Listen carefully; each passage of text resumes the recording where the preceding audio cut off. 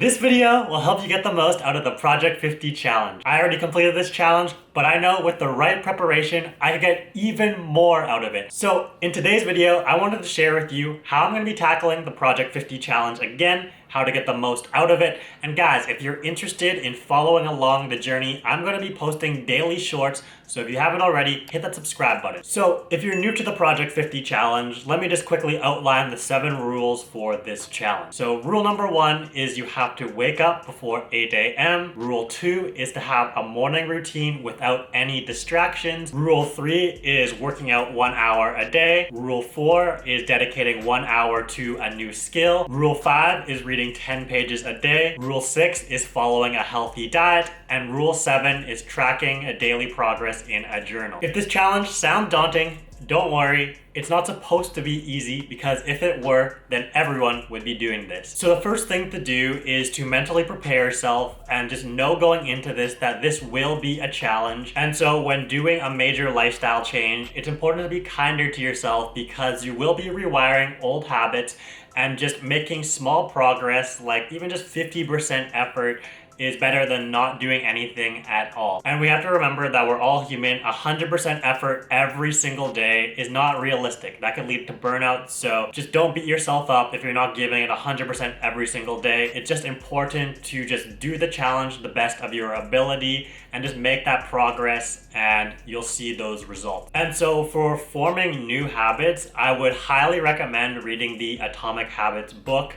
I read this when I did my first Project 50 challenge. Just the insights that I've learned from reading that book, I think helped me when completing the Project 50 challenge. So if you guys haven't read that book, I would definitely highly recommend it. Last time when I completed the Project 50 challenge, I just wanted to complete the challenge. I had no real outcomes of what I wanted to get out of this.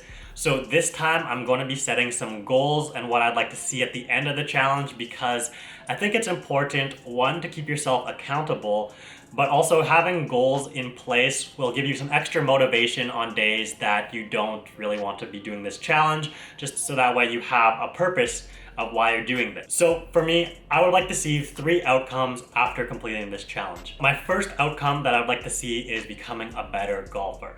And if you've been following along on this channel, you know I have the goal of wanting to get to a scratch handicap. And one of the main reasons why I wanted to restart this challenge again is because I know that this challenge gives you good discipline, and by completing this challenge, it just gives you some good momentum that you'll see in the rest of your life. And so I wanted to kickstart just my goal of wanting to become a scratch golfer, just because I've come back from vacation. I've been kind of just slacking a bit, so I just want to start this challenge. I just want to get my life all in order, and I want to see some results. One thing to note when tracking progress is it's better to focus on the inputs rather than the outputs. So taking to the golf example, I obviously want to get a better score. I want to shoot a lower number. And so let's just say I had the goal of wanting to break 85.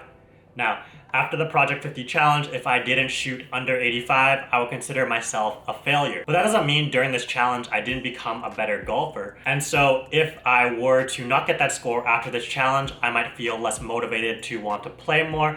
But instead, if I were to set a goal of practicing 3 times a week, so the inputs involved of becoming a better player, then that's something that's more controllable. That me putting in the effort and the time of wanting to improve, and just by doing that, in theory, I should be getting a lower score, but the success or failure isn't directly tied to that score, if that makes sense. Because I might not have shot the 85 during this challenge, but that doesn't mean that I wouldn't have become a better golfer. Or at least I hope so. At least I hope I would have improved after 50 days, especially after practicing 3 times a week or whatever the goal may be. But that's why I think it's better to focus on the inputs rather than the outputs. I hope that made sense. It just helps with motivating you and not getting too down on yourself if you don't get a particular result. Just because you didn't shoot that score on a certain day, it doesn't mean that you haven't improved. So that's why I think you should be focusing more on the process going into it. Another outcome of this challenge is I want to grow my company. So I'm going to be focusing on learning more about Google Analytics, SEO optimization, and Google Ads. So that's what I'm going to be dedicating my skill. I'm going to be learning how to do that. I believe that data tracking is important, not just with this, but in other aspects of life because it helps you make more informed decisions. So I will be talking about how I'm going to be implementing data tracking in other aspects of this challenge and in my life later on in this video. And my last outcome of this challenge is I'd like to put on some more weight. So currently I sit at about 145 pounds, but I'd like to see myself excess of 150 pounds after this challenge. So I'm aiming for the 1 pound a week, but even if I fail some weeks to meet that goal, I am giving myself about 7 weeks to gain 5 pounds. So that does seem pretty realistic. Just 1 pound per week is an extra 3,500 calories. So I think that's doable with the right diet. And so I will be tracking my macros and caloric intake through the MyFitnessPal app. Okay, so those are my overarching goals, but this is what I'll be doing in the challenge to best achieve that. To wake up before 8 a.m. and feel well rested when doing so, I'm gonna be using the Whoop monitor to monitor my sleep activities and help form a better bedtime ritual. As I mentioned earlier, I think data tracking is important, and that's one thing I want to emphasize when doing this challenge this time around. So I think the Whoop monitor will be very key in helping me monitor a lot of different aspects of my health. It'll help tell me things that I should be continuing doing, maybe things that I shouldn't be doing. So I'm looking forward to giving this thing a try, and so I got the 30-day free trial. My morning routine will comprise of me waking up before 8 a.m.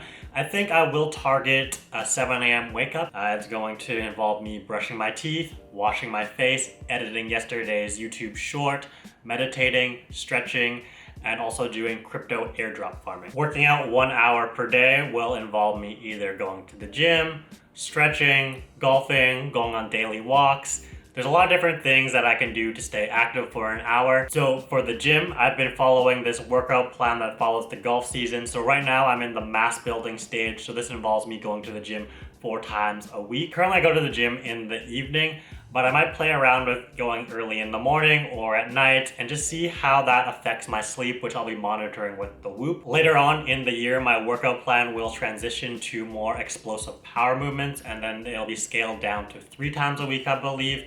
And then this will allow me more time to go out there and actually go golfing. So an ideal week for golf would be golfing on the weekend, playing a course, and then going to the range 1 to 2 times per week. If I want to keep that up, I do have to really focus on my stretching and mobility. So that's also one aspect of incorporating in. So the morning stretching, but also besides that morning stretching, I've been doing this yoga and Pilates classes with my wife. We started this free trial thing, so not sure if I'll still continue doing it or not, but it's been good overall. It just forces you to dedicate that hour to really focus in on stretching, which I should be doing a lot more, especially if I want to be keeping golfing. For the reading, I'm going to be focusing on golf instruction books, sports psychology, or biographies of golf athletes.